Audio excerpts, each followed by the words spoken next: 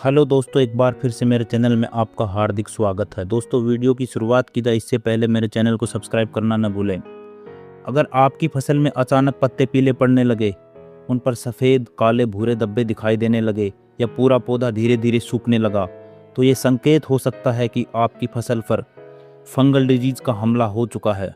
दुनिया भर में लगभग 25% फसल का नुकसान केवल फंगस रोगों के कारण होता है। लेकिन सबसे बड़ी समस्या यह है कि किसान अक्सर रोग की सही पहचान नहीं कर पाते और गलत दवा का उपयोग कर लेते हैं, जिससे नुकसान और बढ़ जाता है। इसलिए इस वीडियो में हम फंगस रोगों को वैज्ञानिक तरीके से समझेंगे, उनकी पहचान सीखेंगे और उनका सटीक इलाज जानेंगे। फंगस एक सूक्ष्म जीव है जिसे वैज्ञानिक भाषा में हेट्रोफोबिक ऑर्गेनिज्म कहा जाता है। यह अपने भोजन के लिए पौधों पर निर्भर करता है और उनके उत्तकों से पोषण लेता है।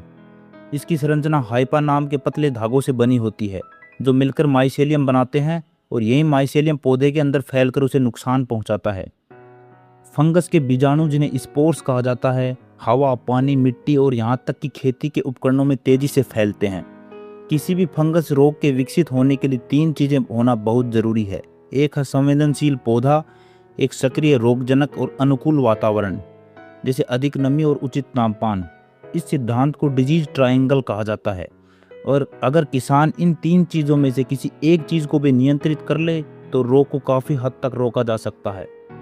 अब अगर हम प्रमुख फफूंद रोगों की बात करें तो सबसे पहला आता है पाउडरी मिल्ड्यू, यानी वाइट फंगस, जिससे पत्तों पर सफ़ेद पाउडर जैसी परत बन जाती है और पौधों की प्रकाश संश्लेषण क्रिया कम हो जाती है। इसके बाद डाउनी मिल्ड्यू आता है, जिससे पत्तों के ऊपर पीले धब्बे, नीचे फफूंदी की परत दिखाई देती है। फिर तीसरा आता है झुलसा रोग यानी ब्लाइट, जिसमें पत्ते जलने जैसे दिखते हैं और रोग तेजी से फैलता है। जबकि जंग रोग यानी रस्ट में पत्तों पर लाल या भूरे पाउडर जैसे धब्बे बनते हैं। मुरझाना रोग यानी विल्ट में पौधा अचानक सूख जाता है क्योंकि इसकी जल परिवहन प्रणाली यानी जाइलम बंद हो जाता है। जड़ सड़न में जड़ें काली होकर सड़ जाती हैं। एंथ्रेक्नोज में फल या पत्तों पर धंसे हुए काले धब्बे बनते हैं। और डैम्पिंग ऑफ रोग में छोटे पौधे नर्सरी में ही बिल्कुल गिर जाते हैं। अब बात करते हैं सबसे महत्वपूर्ण हिस्से की, यानी फफूंद रोगों के वैज्ञानिक इलाज की। सबसे पहला और ज़रूरी कदम है सही दवा का चयन करना।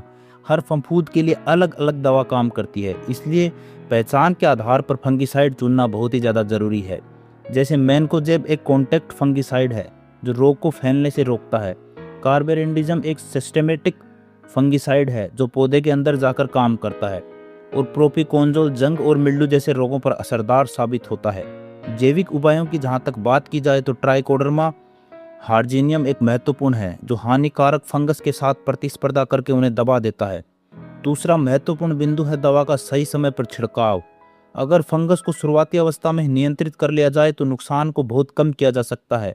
इसलिए 10 से 12 दिन के अंतराल में स्प्रे करना चाहिए और बारिश के पहले प्रिवेंटिव स्प्रे करना बहुत ज़्यादा ज़रूरी है। जैविक उपायों में नीम तेल और छाछ का स्प्रे भी काफ़ी प्रभावी होता है। तीसरा बिंदु आता है दवाओं का रोटेशन, यानी बदल बदल कर उपयोग करना। अगर आप एक ही दवा को बार बार इस्तेमाल करते हैं तो फफूंद उसमें रेजिस्टेंस विकसित कर लेता है और दवा बेकार हो जाती है। इसलिए मैनकोजेब, कार्बेरिंडिज्म और हेक्साकोनजोल जैसी दवाओं को एक क्रम में उपयोग करना चाहिए। जैविक स्तर पर ट्राइकोडर्मा और स्यूडोमोनास का वैकल्पिक उपयोग भी बहुत लाभदायक होता है। चौथा महत्वपूर्ण बिंदु आता है मिट्टी का उपचार करना, क्योंकि लगभग 60% फफूंद रोग मिट्टी से आते हैं। इसके लिए कार्बेरिंडिज्म या कॉपर ऑक्सीक्लोराइड का ड्रेंचिंग किया जा सकता है। जैविक रूप से ट्राइकोडर्मा को 4 से 5 किलोग्राम प्रति एकड़ की दर से गोबर की खाद के साथ मिलाकर खेत में डालना चाहिए, जिससे मिट्टी में लाभकारी सूक्ष्म जीव बढ़ते हैं। पांचवा और सबसे प्रभावी तरीका है एकीकृत रोग प्रबंधन, यानी इंटीग्रेटेड डिजीज मैनेजमेंट। इससे रासायनिक और जैविक दोनों तरीकों को मिलाकर उपयोग किया जाता है, जैसे कॉन्टैक्ट और सिस्टेमेटिक फंगिसाइड का संयोजन करना, साथ में नीम खली, जैविक एजेंट, सही जल निकासी, पौधों के बीच उचित दूरी और संक्रमित पौधों को हटाना शामिल है। अगर किसान कुछ बड़ी गलतियां करते हैं, जैसे ज़्यादा यूरिया डालना जिससे फंगस तेजी से बढ़ता है, खेत में पानी जमा होने देना जिससे जड़ें सड़ती हैं, और देर से दवा का उपयोग करना जिसके कारण रोग नियंत्रण से बाहर हो जाता है। इसके अलावा मौसम भी फंगस रोगों में महत्वपूर्ण भूमिका निभाता है।